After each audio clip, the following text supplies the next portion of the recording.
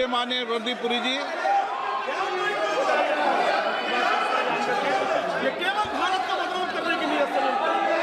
Honorable Speaker, sir. Honorable Speaker, sir. I rise to inform.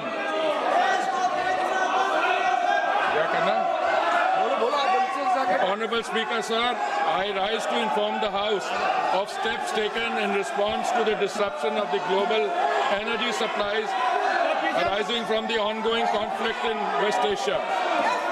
The world has not faced a moment like this in modern energy history. Today is the 13th day since the passage through the Strait of Hormuz, through which 20% of world's crude, 20% of world's natural gas, and 20% of the world's LPG flows was disrupted following the military operations between Iran, Israel, and the US. For the first time in recorded history, the Strait of Hormuz has been effectively closed to commercial shipping.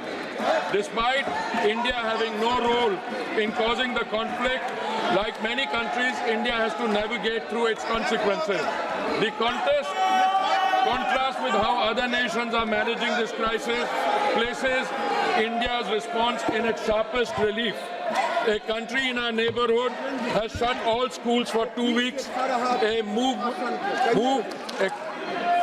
moved government offices to 4-day work week, ordered 50% of public employees to work from home, cut fuel allowances for official vehicles by half, and taken 60% of government vehicles off the road. This country has experienced the largest single fuel price increase in its history, with petrol up approximately 20% in a week. In another neighbor, has closed universities early and brought forward the Eid al-Fitr holiday to save fuel. Countries in Southeast Asia have also had to take energy rationing and conservation measures. Honorable Speaker, sir, India's crude supply position is secure and volumes secured exceed what the Hormuz would have delivered. Before the crisis, approximately 45% of India's crude imports transited through the Hormuz route. Thanks to the Honorable Prime Minister's outstanding diplomatic outreach and goodwill, India has secured crude volumes that exceed what the disrupted Strait of Hormuz could have delivered in the same period. Non-Hormuz sourcing has risen to approximately 70% of crude imports, up from 55% before the conflict began. India sources crude from 40 countries as against 27 in 2006 and 7. This structural diversification, built through sustained policy over successive years, has given us options that other nations find themselves without. Refineries are operating at high capacity utilization. In several cases, they are exceeding 100%. There is no shortage of petrol, diesel, kerosene, ATF or fuel oil. The availability of petrol, diesel, aviation, turbine fuel, kerosene and fuel oil is fully assured. Retail outlets across the country are stocked and supply chains for these products are functioning normally. Additional allocation of PDS kerosene has been issued to all the states.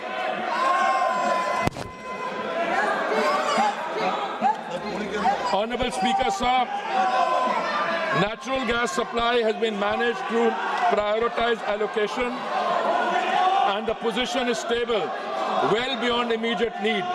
India produces approximately 90 million metric standard cubic meters per day of natural gas domestically. A further 30 million metric standard cubic meters per day was previously imported through Gulf sources, now affected by the force majeure declaration of a major Qatari processing facility. The force majeure declaration, the Natural Gas Control Order issued on 9th March 2026 under the Essential Commodities Act established an immediate priority sequence. Domestic pipe gas goes to homes and CNG for vehicles receives 100% supply with no cuts. Industrial and manufacturing consumers will receive upon 80% of their previous 6 months average. Fertilizer plants will receive up to 70%, protecting the agricultural input chain ahead of the sowing season. Refineries and petrochemical units absorb a managed reduction with the House that the shortfall has been substantially upward through alternative procurement. Large LNG cargoes are arriving on an almost daily basis through alternative supply routes, and India has sufficient gas production and supply arrangements to sustain this position even in the event of a prolonged conflict. Power generation for every household and for industry is fully protected.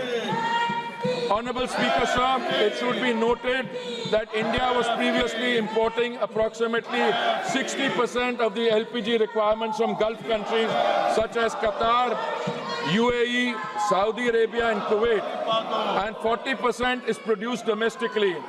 Procurement has now been actively diversified, with cargoes being secured from the United States, Norway, Canada, Algeria and Russia, in addition to Gulf sources. The LPG control order issued on 8th March 2026 directed all refineries to maximize LPG yields and channel the entire output of C3 and C4 hydrocarbon streams comprising propane, butane, propylene and butenes exclusively to the 3 oil marketing companies for domestic cooking gas. Hence, in the last 5 days, LPG production has been increased by 28% through refinery directive, and further procurement is actually underway. Modi government's foremost priority is that the kitchen of India's 33 crore families, especially the poor and the underprivileged, do not face any shortage. Domestic supply is fully protected and the delivery cycle is unchanged. The standard time for booking to delivery for domestic LPG cylinders remains 2.5 days, unchanged from pre-crisis norms. Hospitals and educational institutions have been placed on uninterrupted priority supply, and their access to LPG is fully assured regardless of broader demand conditions. Field reports indicate hoarding and panic booking at the distributor and retail level, driven by consumer anxiety rather than any actual supply shortage. The House should be clear on this. The rush booking pressure in some localities reflects a demand distortion, not a production or supply failure. Delivery authentication code coverage is being expanded from 50% to 90% of consumers under this system. A cylinder can only be logged as delivered when the consumer confirms receipt through a one-time code on their registered mobile, making undocumented diversion effectively impossible to conceal.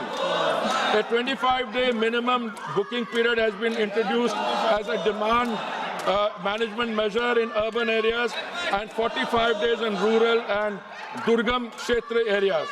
OMC field officers and the anti-adulteration cell are coordinating enforcement at the distributor level.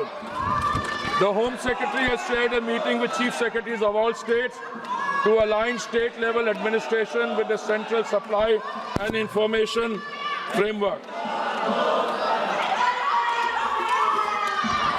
Commercial LPG has been regulated to prevent black marketing, not to penalize the hospitality sector. Commercial LPG is sold in a completely deregulated, over-the-counter market at market price without any government subsidy. There is no registration system, no booking requirement, no digital authentication, and no delivery confirmation mechanism. Any business or individual can purchase cylinders in any quantity at the point of sale with no government control in normal time. In a supply-constrained environment where public anxiety is elevated, this deregulated structure creates a direct and uncontrolled pathway for hoarding, diversion and resale at inflated prices. Had commercial supply have been diverted to the grey market at the expense of genuine commercial consumers and domestic households alike, the government has therefore taken the responsible course to regulate this channel with clear priorities and a transparent allocation mechanism. A 3-member committee comprising executive directors from IOCL, HPCL and BPCL was constituted on 9th March 2026. Extensive meetings have been held and state civil supply departments and restaurants associations across the country and are continuing. The committee has assessed genuine need by geography and sector to ensure available commercial volumes reach commercial LPG requirement is going to be supplied from today by OMCs in coordination with the state government so that there is no hoarding or black marketing.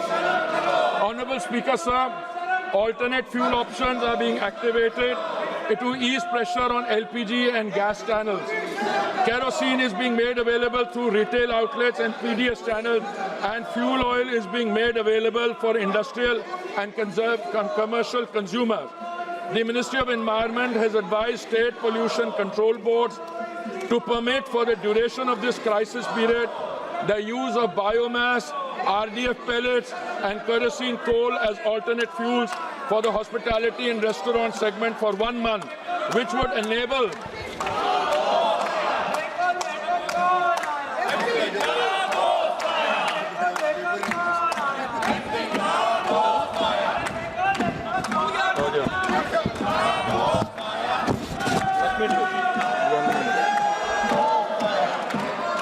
wider range of establishments to switch and free up LPG for priority consumers. Consumer prices have been shielded from global market conditions. Despite the Saudi contract price rising 41% between July 23 and March 26, the PMUY beneficiary price has fallen 32 cents in the same period and per percent and stand at rupees 613 per 14.2 kilogram cylinder in Delhi. The non-subsidized consumer price stands at rupees 913 following the recent rupees 60 adjustment against a market-determined price of approximately rupees 987. Of the rupees 134 per cylinder adjustment required by prevailing global market conditions, the government absorbed rupees 74. The effective additional cost for a PMUY household is under 80 paise per day. Equivalent LPG prices in the neighborhood stand at rupees 1,046 in Pakistan, rupees 1,000